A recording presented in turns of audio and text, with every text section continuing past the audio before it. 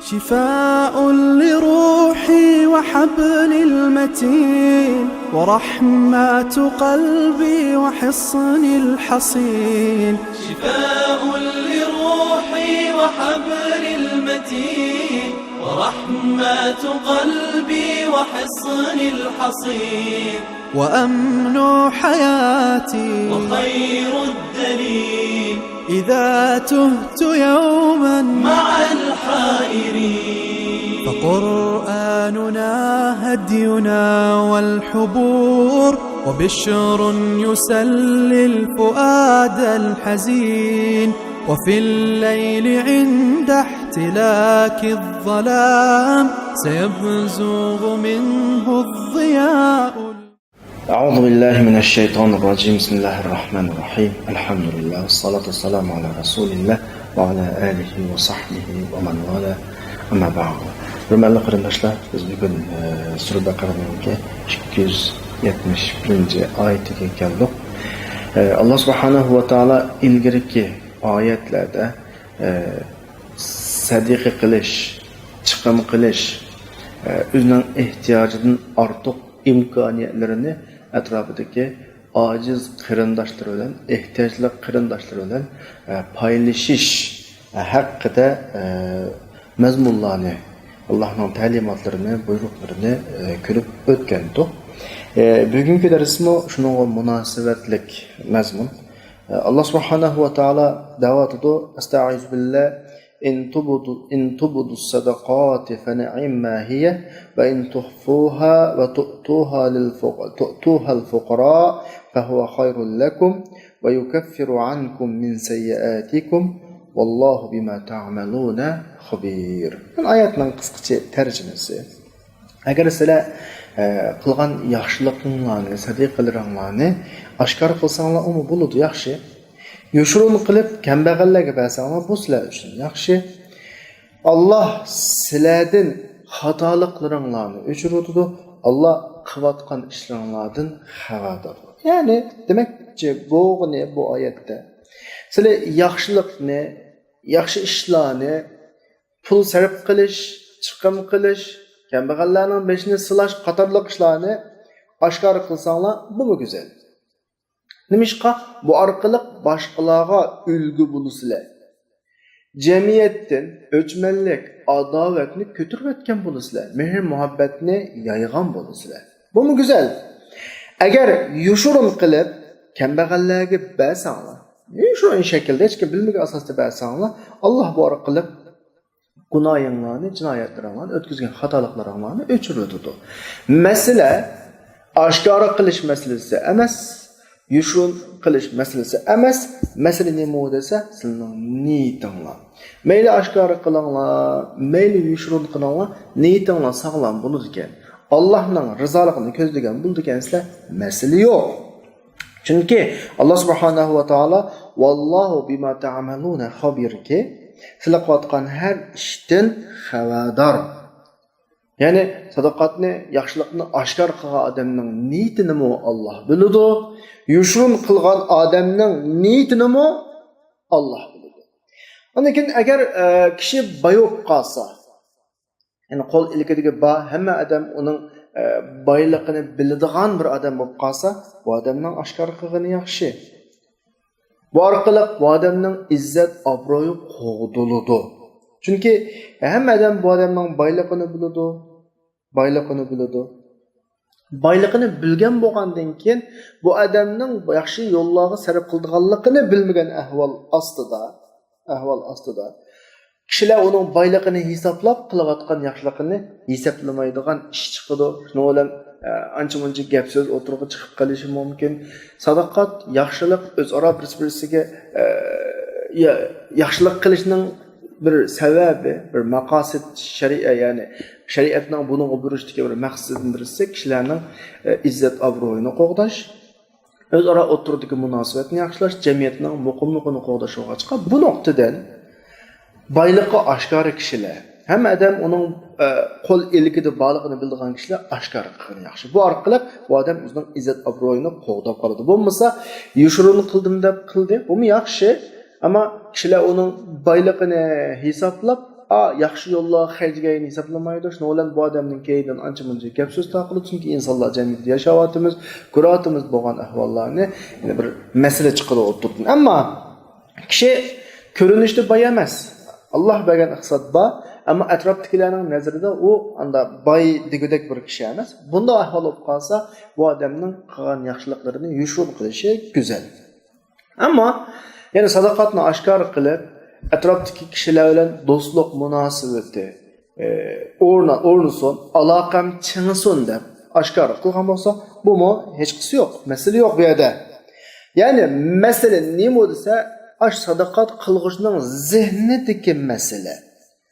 Sening zehningda riyo olmaydi ekan. Qilayotgan ishlaringni Alloh uchun qilgan ekansa, mayli oshkor qil, mayli yushun qil, bo'laveradi. Shunga oyatning oxirida Alloh subhanahu va taolo askartib muhim masala bu. Vallohu bima ta'maluna xabir. Alloh qilayotgan ishlaringlardan hammasini xabardor. Alloh bilib turadi. Oshkor qilsanglar bo'ladi, yushun qilsanglar bo'ladi. Masala qalb sog'lom bo'lsin, niyat sog'lom bo'lsin, zehningizda Allohning g'ayri bo'lib qolmasin. Nima shuni diqqat qilsanglar, oshkor qilsanglar bo'ladi, yushun qilsanglar tamoman bo'ladi. Endi bugungi hozir o'qiyotgan oyatimizning sadoqat, yaxshilik qilish, insonning ochiq ko'zlashmasligi haqida ketayotgan oyatlar. Ilgirki oyatlarga nazar tashlagan vaqtimizda, ko'z yugurtgan vaqtimizda Alloh subhanahu va taolo yuqoridagi bir necha oyat orqali inson ruhiyatidagi ochiq ko'zlik yo'llarini qanday qilyotdi, taqovatdi.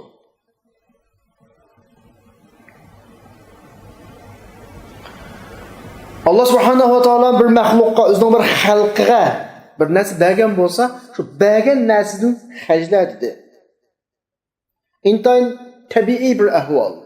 Chunki Alloh bizdan o'zimiz topgan narsani emas, Alloh bizga bergan narsani so'rayotdi. Ya'ni inson hayotda boshqalarga chiqim qilish, atrofidagi ojiz kishilarning beshini silash talab qilindi degan gap. Bu insonning qishidosh bagidek bir narsa bor degan gap. Mendan sen pul xarjlashing kerak, boshqalarga chiqim qilishing kerak, boshqalarga yaxshilik qilishing kerak deb talab qilingan ekan, cho'qim men o'zimning ehtiyojini qamdug'idek, bolarimning ehtiyojini qamdug'idek bir narsa menda bor degan gap. Allah subhanahu wa taolo buning yo'llarini menga qulayliqlashtirdi, meni shuningga ega qildi degan gap. Alloh bizga bir narsa bergan ekan, bizdan bir narsa talab qilishi tabiiy avval bu bir ahvol. Birinchi. Ikkinchisi, Allohningki chiqim qilinglar, yaxshilik yo'llarga pul xarjlanglar degan bu buyruqi. Nuqul pul xarjlashga buyruq emas. Buning orqasida sen pul top degan buyruq amaliyotda. Ishla degan buyruq. Men cho'qim boshqalarga yaxshilik qilish uchun, boshqalarning beshini silishim uchun, sadiqa qilishim uchun ishlashim kerak. İşligəndimi özümün ehtiyaciga tushliq emas, balki toqatimga tushliq ishlashim kerak. Men ishlay olayman masalan. Özümün ehtiyojidan ortiq pul topa olayman. Amamda qarab baqib, qana qilib o'zimni jafoga salib, hozir bu pulim menga yetidi. Bolalarimga 10 yil xajlasam yetidi. Jafoga samaya ishlashni tashlash aslo to'g'ri emas. Hayat biz ilgirki derslerimiz degandek kuchlik imkoniyati var kishilar bilan va kuchsiz, ojiz, imkoniyati yo'q kishilar bilan to'lgan. Hayotda ikki xil tabaqa bor.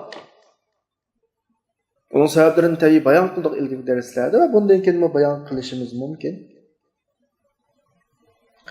Ammo holatda bo'lgan bir hayotda atrofda ishlayolmaydigan, özünün ehtiyacını qamdayamaydigan bir turkum kishilar var. Ve özünün ehtiyacını qamdayalaydigan ve onundan eşit işleyelaydigan bir turkum kishilar var. Eğer ma kishilar özgü tushliq ishlasa, odamlar qanday qiladi?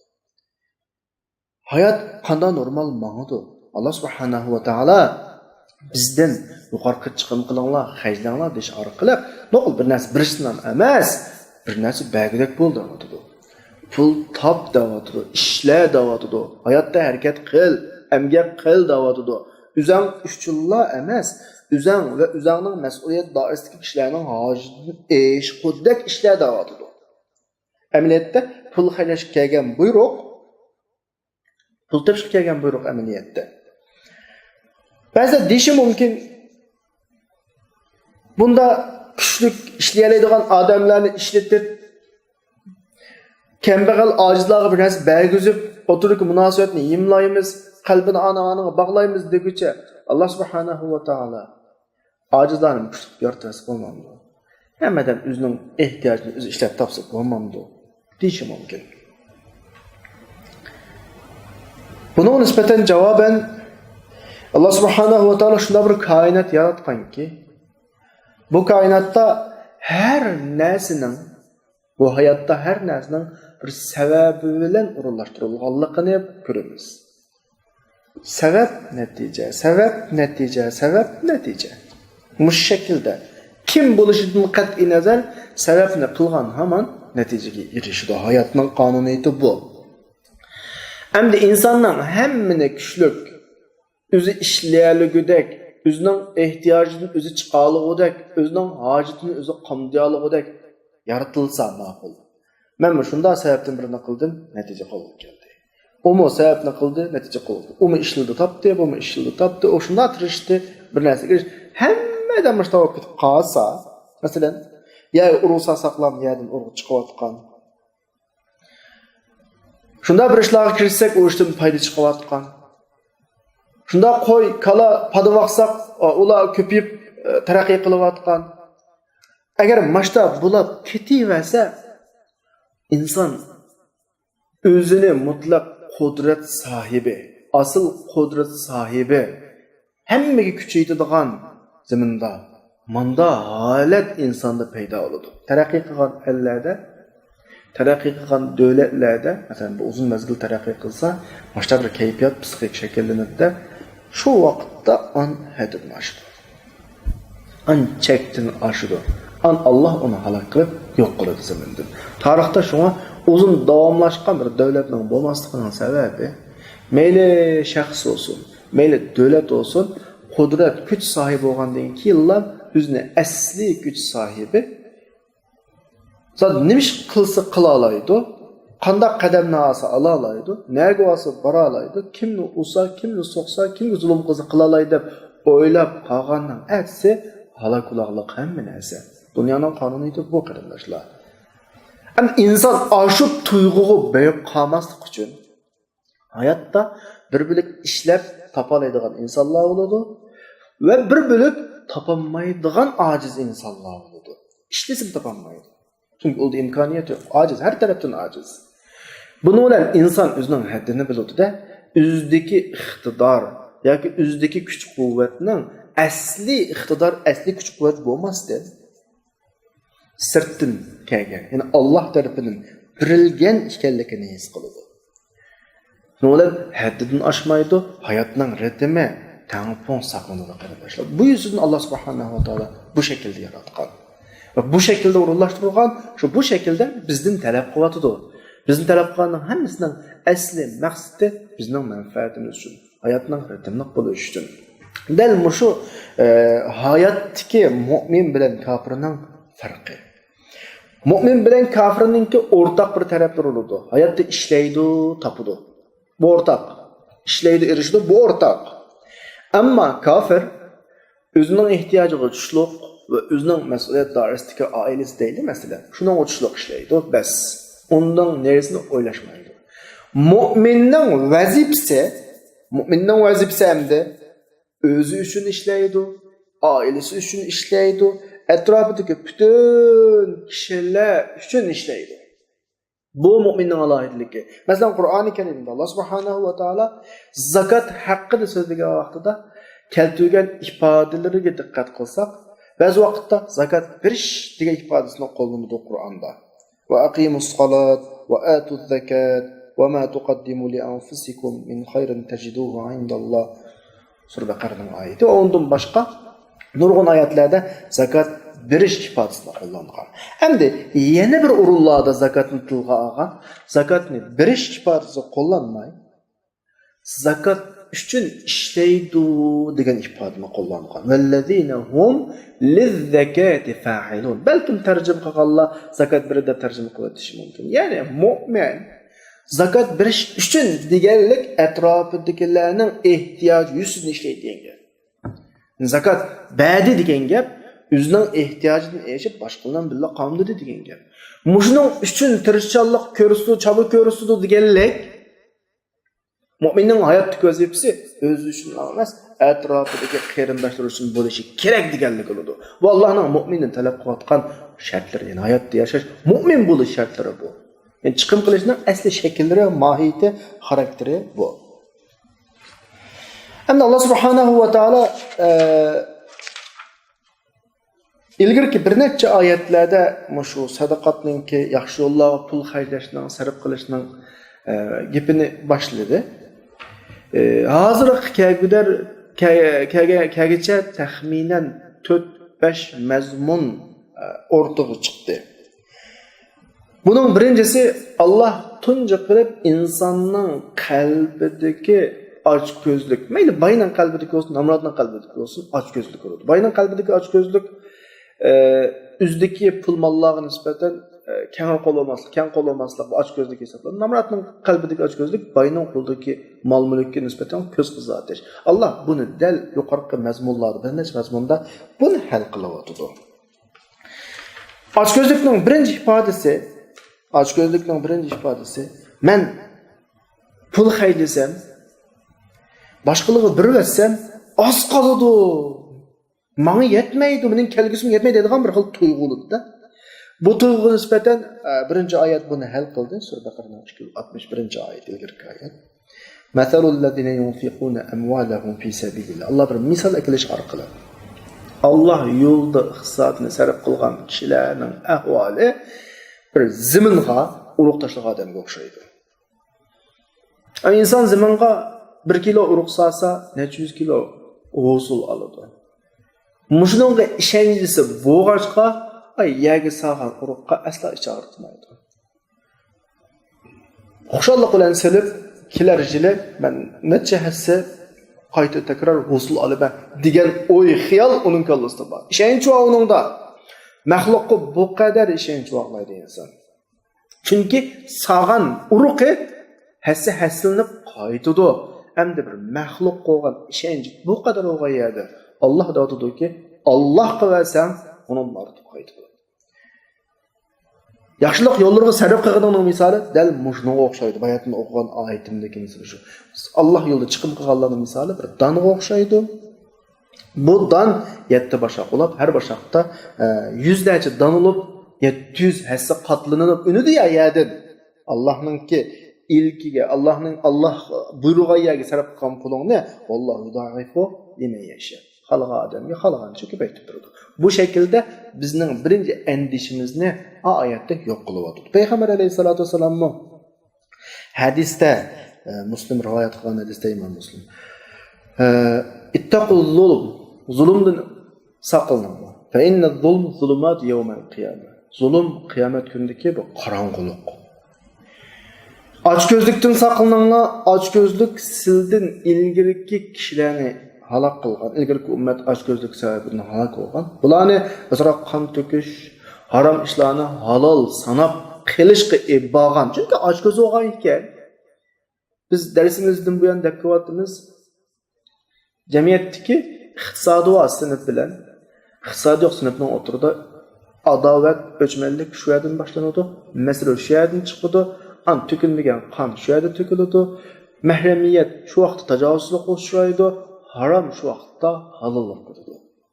Bundan saqlanish kerak. Payg'ambar bu shaklda bizni qo'rqitib va oyat 261-oyat, birinchi mazmun, men bayat bir necha mazmun bilan bu masalani Alloh bizga oydinlashtirdi dedim ya. Birinchi mazmun bizni Alloh xotirjam qilyapti. Xotirjam bo'l. Sen xaydigan bir tiyin pul necha hasilab qaytadi da'vatdi. Bu birinchi mazmun. Ikkinchi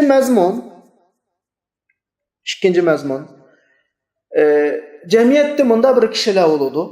Pulusi bor, iqtisodi bor. ve yüz obro'yi var. Bunun aldığı başkalar bir narsa so'rab keldi, bir narsa tilab keldi. Birey desa yuragi siqilgan. Bermay desa o'zining yüz obro'yining daxliga uchrashishdan qo'rqqan kishilar. Bular qanday qiladi desa, birido do'q qilib beradi. Biri bo'lib aziyat qiladi, qattiq gap qiladi. Allah subhanahu va taolo bu masalani qanday qilib hal qilib, undan keyingi mazmunda 263-oyatda qavlun ma'ruf va mag'firatun hayrun min sadaqatin yatba'uha adan. Sen boshqalarga bir narsa berib, uningga aziyatni qo'shib bergandin, do'q qilganingdan shoyliqcha gap qilib, o'tkazgan xatoligini kechirayotganing bu yaxshi da'votidir. Bu orqali qalbimizdagi ma'masdagi kasalni Alloh taolo yulib elayotdi. Ma ikkinchi mazmun. Undan keyin yana insonning qalbida bo'ladigan bir ish bor. Deganimizdek bayatdan ikkinchi mazmunga qo'ysak, sen boshqalarga berib aziyat verding, minnat qilding deganlik, sen ziyon tortding deganlik. Chunki ba'dan puling ozladi, aziyat qilding, savobidan quruq qolding, foydalig'ini oshib qoladi. Shunlashqa. Uchinchi mazmun insonning qalbida shunday bir ish bo'ladi. Bir narsa bermoqchi bo'ladi, yaxshi yo'llarga sarf qilmoqchi bo'ladi, ta qarab boqib, o'ziga eng no'chisini ap qilib, o'zi yaratmaydigan, odatda ishlatmaydigan, tashlab o'tadigan narsalarni tashlayotgan o'rinda haq qiladi. Bu insonning mijoziga ahvol. Alloh buni hal qilib, chunki masala aniq bo'lsin qarindoshlar. Sen boshqalar yaxshilik qil deganlik, yuqirma tuan deganlik emas. Birdig'inimi Allohning bandasi, oladiganimi Allohning bandasi. Birdigan kishini birdigan qilganimi Allah, oladigan kishini oladigan kishi Allah. Uni o'shuna qilganimi.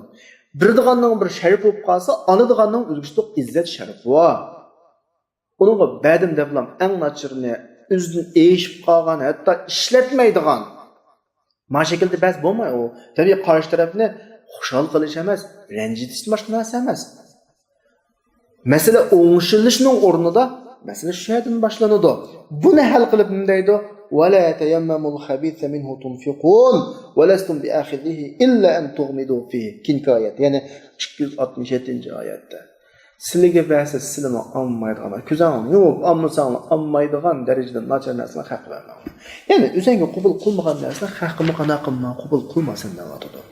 Mao mushu holat, mushu sadiqat, sadaqa, yaxshilik qilish, boshqalarga bir narsa berish mazmunidagi 3-mazmun, 3-mazmun. 4-mazmun, endi mushu ishlarning hammasidan boshqa insonning qalbida bir vasvasa bor. Ya'ni kambag'allikdan qo'rqadigan. Mana bir vasvasa nima bo'lib qola, kelgusi nima qiladi degan bir xil vasvasa bo'ladi. Shayton vasvasa qilib bizni qo'rqitadi kambag'allikdan. Yomon ishlarga buyuruydi. Alloh subhanahu va taolo buni hal qilib nima deydi? Ash-shayton ya'idukumul faqr va ya'murukum bil fahsha. Shayton sizlarni kambag'allikdan qo'rqitadi, yomon ishlarga buyuruydi. Alloh sizlarga mag'firat va'da qilib da'vatdi va fazl marhamat va'da qiladi. Allohning fazl marhamati kengri. Alloh hammani qanaqa qiluvchi, bilib turuvchi. Ya'ni agar shaytonning qo'rqitishi bilan Allah'ның vəzisini tən orunda qoysanglar, ziyan tadadığınızlar. Şeytan qo'rqityotidi, Allah vədi qilyotidi. Qaysini tutuş, mu'min buluş sifatinglar bilan sizlarni tanlashinglar. Demak, ilgirki oyatlar mush shaklda keldi. Endi bugungi hozir o'qiyotgan oyatimiz nima desa, ash ishlarning hammani qilib bo'lgandan keyin, endi ash sadaqatni, yaxshilikni oshkor qilamsa, yo'shirib qilamsa, niyeting saqlam bo'lsin, qalbing saqlam bo'lsin, Allohning rizoligini ko'zla, yuqorqi ta'limotlarga bo'ysun, bo'laveradi.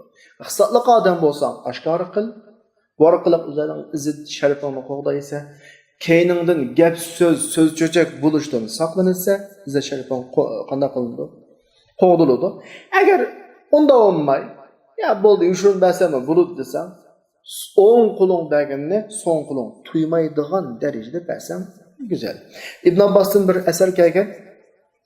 Nafli sadaqalarda, nafli yo'llarda yushrun qilish oshkor qilgandan 70 hassa ortiq bo'ladi darajasi, ammo farz yo'llarda, farz ishlarda oshkor qilish yoshurun qilgandan 25 hassa ortiq bo'ladi degan bir asr bor. Endi yuqorqi mazmunlarga umumatan qarab chiqqan vaqtda qarindoshlar. Allah bütün açık gözlük kesellerini bizden kalbimizden yolup taşlavatıdı. Açık gözlük işiklerini takavatıdı. Haclaydıgan, çıkım kılıdığan işiklerinin hemmini kana kıvatıdı, içivatıdı. Bu arqılı bu cemiyetteki aciz müminlerini, güçlük müminlerinin himayesiga kana kıvatıdı, elavatıdı. Bu şekilde vakitte biz qarindoshimizga bir narsani digimiz keladi. Allohning buyrug'i her zaman birovning ustiga yuklanadigan narsa emas. Balkim sen hajla, yaxshilik yo'llariga hajla desa, xuddi sendan bir narsa talablam qilib etgandeklam tuyulmasin. Chunki biz o'zgarishchan dunyoda yashayapmiz. Bugun senda iqtisod bor. Bu talab buyruqlar, hajla degan buyruqlar sana nisbatan bir yukdek mas'uliyetdek tuyulgan bilan ögün iş ta'tir kelib kambag'al bo'lib qolsang sen duradigan emas oladigan bo'lasan. Chunki dunyo o'zgarishchan, hayotda ko'ryapmiz. Bugun podshoh, ati mahbus. Bugun boy, ati gadoy. Sen bugun imkoniyating bor. Degan buyruqqa tushadigan vaqtda bu buyruq sana ig'ir kelgan bo'lsa, ati gadoy nomrod bo'lib qolgan vaqtida sening turmushingga kapolatlik qiladigan, hayotingga kapolatlik qiladigan birisining bo'lishini bakmo orzu qilsa. Bu nuqtadan biz shariatning talablariga nisbatan davomli mas'uliyatni ustimizga og'uvchi shaklda muomala qilsak bo'ladi. Bugun mas'uliyatni ustimizga olgan bo'lsak, ayta shu mas'uliyatni oladiganlar biz uchun xizmat qiladi. Biz bugun boshqalar uchun xizmat qilsak, shu Allohning shariatdagi buyruqlariga asosan, ayta biz kambag'al bo'lib qolsak, ayta boshqalar biz uchun xizmat qiladi. Demak, shariatningki taklifat buyruqlari bugun bizga majburiyat, mas'uliyat shaklda ko'rinsa, aytib bizning foyda, manfaatimiz shaklda ko'rin. Chunki hayot o'zgarishchan, hayot hech kim hayotning o'zgarishlaridan saqlanmaydi. Dedimki, bugun podshoh, aytib mahbus, bugun boy, aytib kambag'al nomrod gadoy. Mushta ahvol bo'ladi. Shuningga bu nuqtani to'g'ri qana qilish kerak, tushunish kerak. Endi mesele bu holatda musulmonlikdan halqib insonlik darajasigacha boradi. Bizning yaxshilik qilish doiramiz, biz davomli atrofimdagi mu'min qarindoshlarga yaxshilik qil, musulmonlarga yaxshilik. Musulmonlik darajasidan halqib musulmon emaslarni o'z ichiga oladi Alloh subhanahu va taoloninki bizga qilgan bu tarafdagi yo'l yo'riqlari. Ya'ni Alloh Qur'onda çekilgen bir kişiler var. Yani Müslümanlığa hücum kıladigan, Müslümanlığa düşmanlık kıladigan. Ondan başka her qanday Müslümanlığa düşmanlık qilmaydigan kişi mümin, yani Müslüman buluş, bo'lmaslikka qarab turib ba'zi muomallarda farqlanmaydi. Allah subhanahu va taolo bu taraflarga qana qilib ishorat qilib nima deyotdi? Laysa alayka hudahum ولكن الله يهدي من يشاء وما تنفقوا من خير فلأنفسكم وما تنفقوا إلا ابتغاء وجه الله وما تنفقوا من خير يوفى إليكم وأنتم لا تظلمون. Etrafımızdaki Müslüman kişiler, belki Müslüman emes kişiler bizning bazı muomalalarimizda farqlansa olmaydi. Çünkü insanlarni hidayet qilish bizning ilkimizda emas. Ba'zilar hidayet topadi, ba'zilar topmaydi. Bizning hammaga o'rtaq yaxshilik qilish majburiyatimiz bor. Oyat da'votidir. Sening ustingda ularni hidayet qilish majburiyat yo'q. Lekin Alloh xohlagan kishini hidayet qiladi. Ammo sen qilgan har yaxshilikni, haydigan har yaxshilik yo'lga qilgan pulning uzamish. Buni tushunishing kerak. Çoğum Allah'ın rızalıqını közləb çıxım qilishinglar kerak. Qilgan har yaxshilikni chiqiminglar sizlarga yuvaffa ilaykum, sizlarga qaytadi va antum la tuzlamun. Sizlar buningda hech qanday zulm qilishmaysiz. Ya'ni bu masala nima masala bo'lsa. Oyat men hozir qisqa tarjima qildim. Masala nima? Rasulullohning davrida islomga dastlab kirgan kishilarningki musulmon bo'lgan to'qqilar bor. Mana bizlar bir-birlari musulmon bo'ldi sahobalarning va musulmon bo'lmagan sahobalar bor. Şu Müslüman bo'lmagan şu vaqtda kişiler, Müslüman bo'lmagan kişiler kambag'al. Am Müslüman bo'lgan qo'l ilgida bor boylar, o'zining ashu kambag'al tuqqanlarga bir narsa bermoqchi, bir ishni o'ylaydi-yu, ammo din farqi. Biz musulmon, ular musulmon emas, qanday bo'ladi deb bir xil to'xtab qolganlar. Rasulullohdan ular bu haqda so'raydi. Masalan, buning misolidan birisi Abu Bakr radhiyallohu anhuning qizi Asma radhiyallohu anha, anisi Qutayla hala musulmon bo'lmoqliq. Asma radhiyallohu anha Rasulullohdan so'raydi-da, anisiga bir narsa bo'lsa, ularni bo'lmamdi. Ya'ni anisining turmushiningki yaxshi bo'lish uchun hali kundan xabar olsa bularni bo'lmamdi. Shu vaqtda oyat tushibdiki, "Laysa alayka hudahum." Ularning hidoyat tepishi, topmoqligi sizning ustingizda ish emas. Masala sizning ustingizda emas demakchi. Ammo Alloh xohlagan kishini qanday qildi? Hidoyat qildi. Yani qilsang qanday qilsang bo'laverdi, basang bo'laverdi degan gap yani. Masala sizning emas-ki. Asma bint Abu Bakr radhiyallohu anhu shu vaqtda rivoyat qilib deydi, anam keldi vaqtda mushrik edi Rasulullohning davrida. Men Rasulullohdan bu haqda so'radim. Anam kelibdi, anam bu sirri rahmi qilamdim desam, sirri rahmi qildi. Demak, mashta bir vaqaliklar bo'lgan Rasulullohning davrida. Anikin ba'zi musulmonlar yana iymonga kirmagan musulmon bo'lmagan o'zining tuqqanlarga musulmon bo'lish uchun ba'zi ahvollarni siqmoqlarni burun pul berayotgan bo'lsa, ahvolini xabar olayotgan bo'lsa, hozir musulmon bo'lmagandan keyin sal siqib musulmon qilish uchun unda majburlash degandek bir xil ahvol bo'lganda, ammo Alloh subhanahu va taolo Rahman Rahim zot Qur'onda shuni aytadiki, "Laysa alayka hudahum, walakinalloh yahdi man yasha." Islomningki ajoyib go'zal prinsiplardan birisi. Hech kimni to'g'ri yo'lga boshlay olish iqtidori yo'q. Men birovni to'g'ri yo'lda ma'sum deb ma'ndira olmayman. İnsonni to'g'ri yo'lda ma'ndirdigini, hidoyat qildigini kim u? Alloh subhanahu. Ya'ni ajoyib go'zal bir din-da. Ya'ni biz bu dinga kirguvchilar bo'lish sifatimizda zimindagi har kishini musulmon bo'lsin, rububiyat ne'mat nuqtasidan qana qila olamiz, yaxshilik qila olamiz. Ziminning yuzidagi har kishi rububiyat ne'matidan huzurlanadi. Garchi biz bilan ulug'iyat ne'matlarida o'rtoq bo'lmasin. Ulug'iyat ne'matlari taklifat, buyruq qilma. Ammo rububiyat ne'matlari nima? Rizq, tarbiyalash.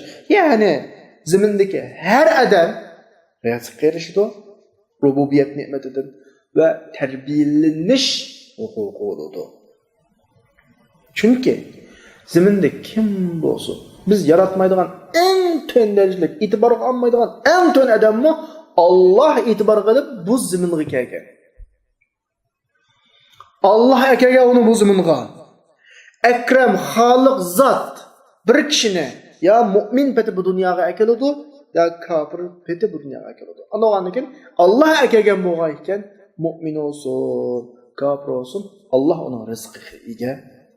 Allah onun rizqiga kepil, rizq boshqa narsa, iymon mantiqisi boshqa narsa. Allah bu yerda aytayotdi-ki, "Laysa alayka hudahum." Ularni to'g'ri yo'lga yetaklash sening ishing emas. Ularni hidoyat qilish sening ishing emas. Alloh hidoyat qiladi ularni deyotdi. Ya'ni oyatdan chiqadigani shuki, bir odamni mu'min emas, musulmon emas deb yaxshilik qilishdan chekinmaslik kerak.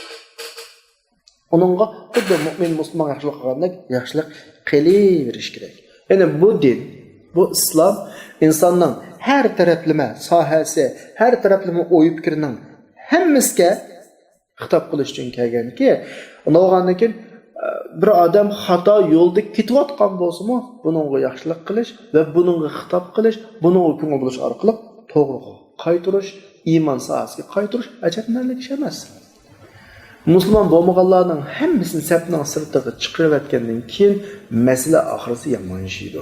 Sapning ichiga erish deganimiz xuddi mu'min musulmonlar uni deganlik emas, insonlik nuqtasidan. Allohning bandasi bo'lgan nuqtasidan va bu dinning da'vati shularga qartilgan bo'lish nuqtasidan ularga insoniy yordamlarda, insoniy muomalada normal bo'lish kerak. Ham payg'ambar alayhisolatu vasallam bir buyruq ahkam tushsa va musulmonlar qizg'in qabul qilsa ekan deb umid qiladi Rasululloh. Şunda bir sel qarash musulmonlarninki masalalarga qizg'in bo'lmasligini ko'rganida sal bearam bo'ladi. Alloh subhanahu va taolo bu oyat orqali ham Rasulullohninki shu tarafini, shu kayfiyatni hal qilib mundayotdi.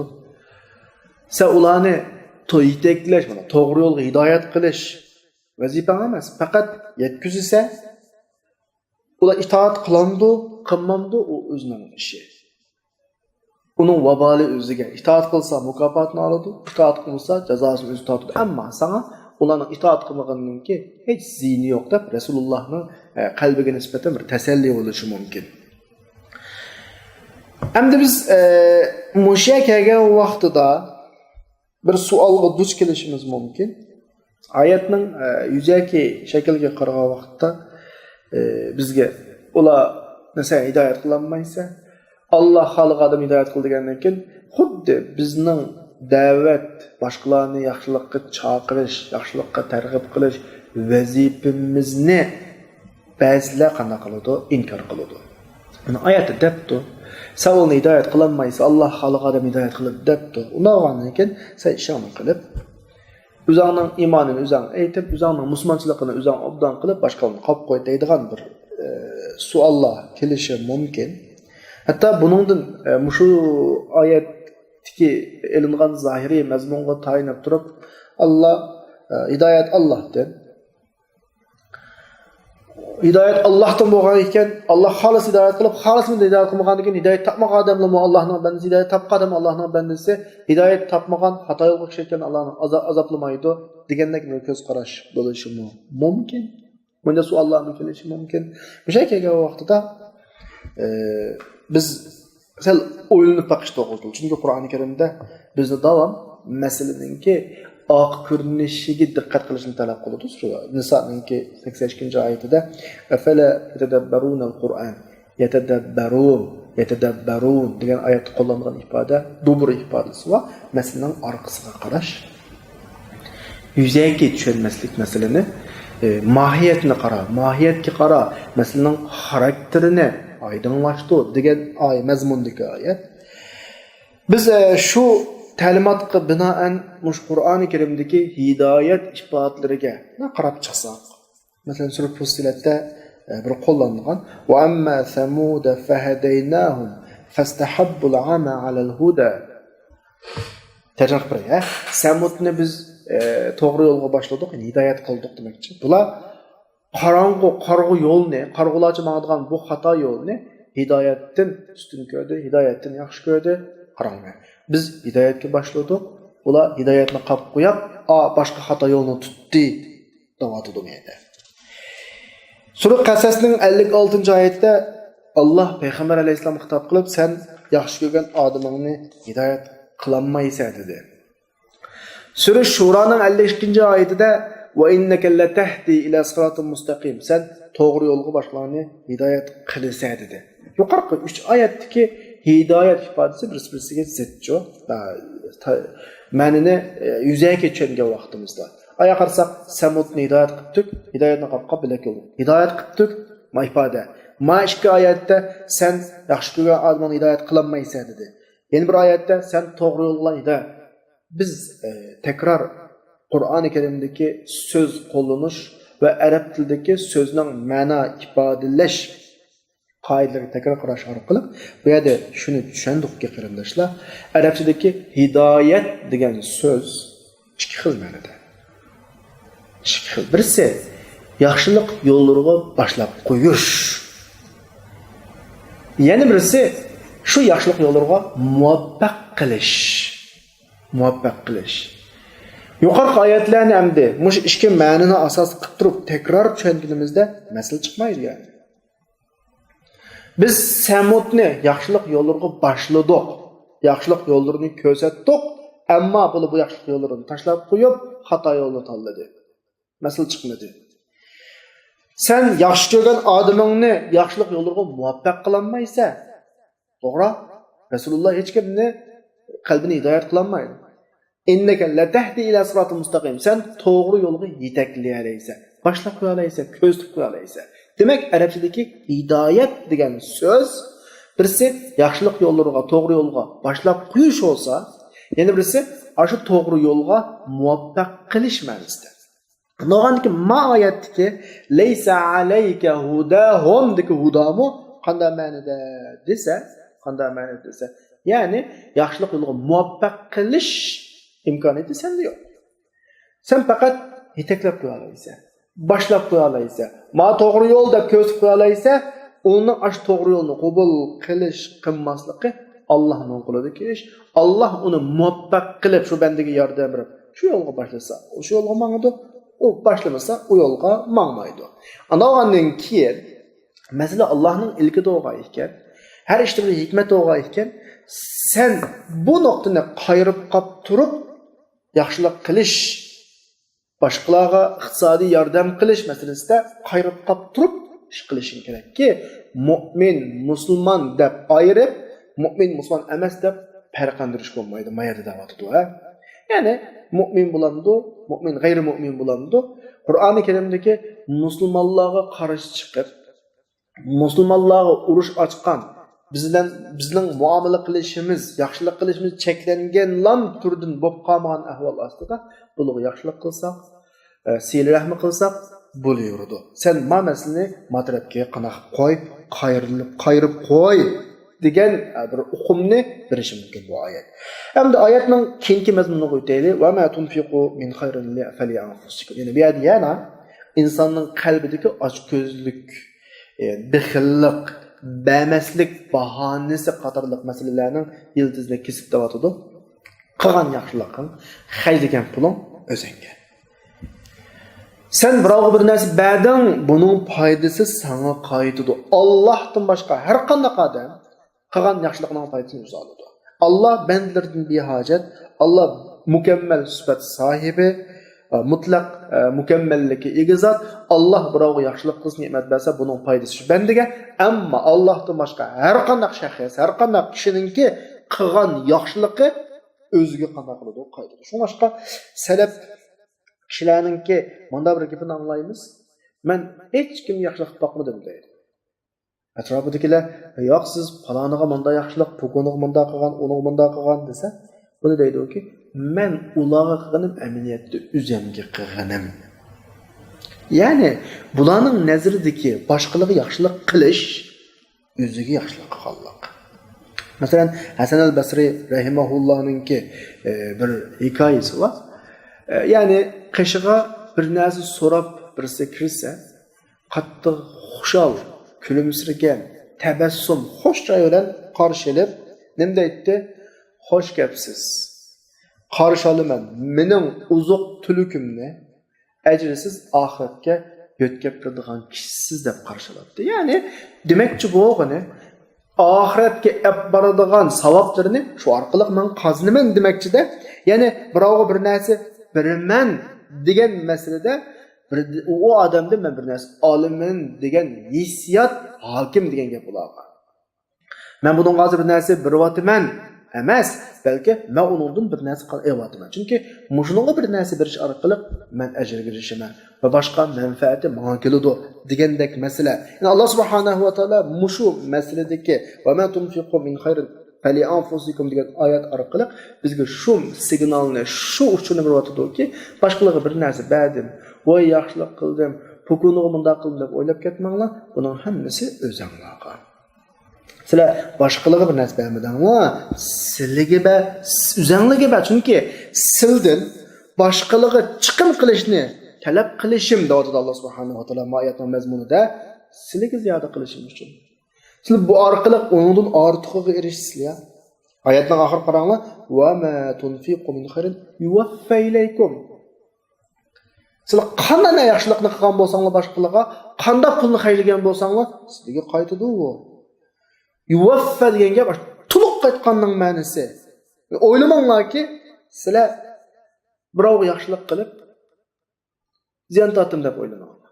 Yoki yaxshilik qilgan kishi sizlarga nisbatan javob qaytarmasa, ajab yaxshilik qilib beg'iz rahmat kimi erishamadim ya deb o'ylamanglar.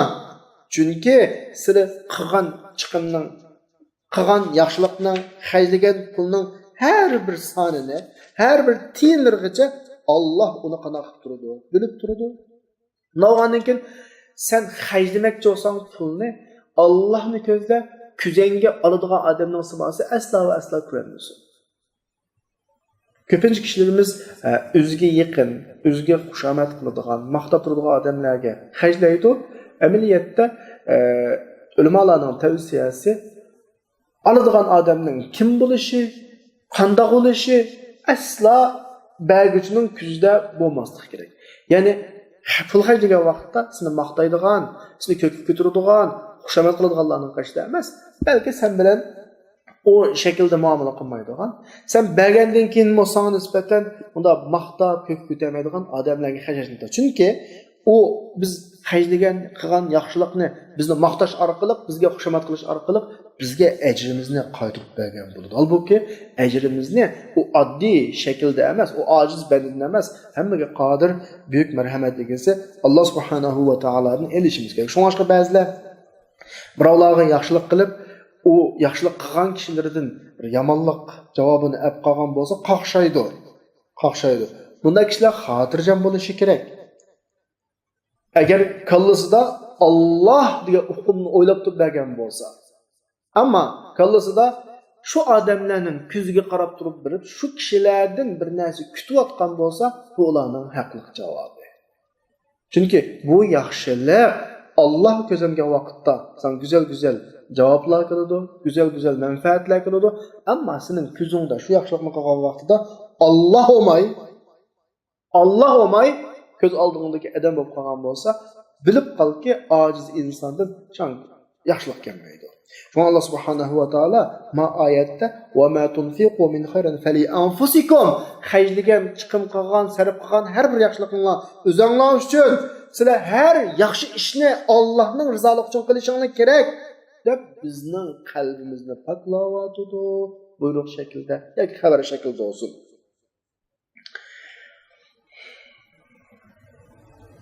Oyatning oxirida va ma tunfiqu min khayrin yuwaffa ilaykum. Qanday yaxshilik qilinglar, qanday pul xarjlanglar, qanday yaxshilik yo'llarga sarf qilinglar, bu sizlarga tamoman qaytadi. Sizlar asla zulm qilinmaysizlar shu vaqtda. Ya'ni inchki nuqtadan birisi bor. Bayatda dedik ya. Birovga yaxshilik qilib, uningdan yomonlik ko'rdik. Nima uchun? Chunki qalbimizda Allohning rizoligi yo'q. Ma oyatda da'vat etdi qarindoshlar. Allohning rizoligini ko'zlab chiqim qilinglar. Qanday yaxshilik qilsanglar, yuwaffa ilaykum va antum la zulmga uchramaysiz deyapti. Ajoyib bir hikmat. Allohning rizoligi uchun qilsangiz zulmga uchramaysiz deyapti. Bu zulmga na maxluqni uchramaysiz, na xoliqni uchramaysiz. Shu bilib qolsa bo'ladi ba'zi kishilar. O'zi yaxshilik qilgan odamlarning o'ziga yomonlik qilishining sababi, chunki yaxshilik qilgan vaqtda qalbida Alloh yo'q. Agar Alloh bo'lsa qalbida, Allohning roziligi uchun bo'lsa, oyatning mazmuniga binoan sana Allohdan yomonlik kelmaydi. Sen yaxshilik qilgan, bandadanmi yomonlik kelmaydi.